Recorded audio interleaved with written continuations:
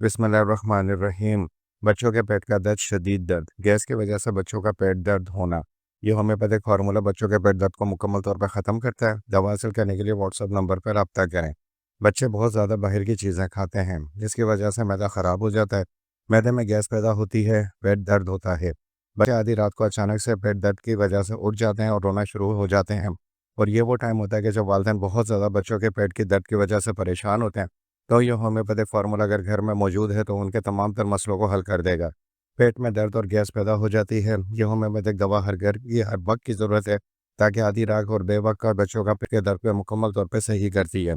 मैदे की खराबी की वजह से पेट दर्द होता है, बच्चों की भूख मुकम्मल तौर पर ख़त्म हो जाती है। इस दवा से बच्चों की भूख बहाल होती है, कब्ज़ ख़त्म करती है, पेट दर्द को ख़त्म करती है, हाजमा बेहतरीन करती है। जब बच्चों का हाजमा बेहतरीन होगा तो किसी किस्म का पेट दर्द उन्हें नहीं होगा।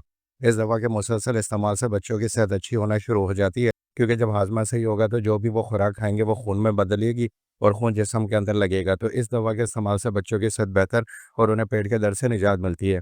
दवा मंगवाने के लिए नीचे दिए गए व्हाट्सएप नंबर पर रब्ता करें, मुकम्मल तफसील बताएं और इस दवा को हासिल करें।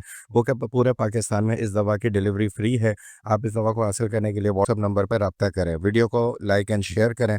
वीडियो देखने का बहुत बहुत शुक्रिया।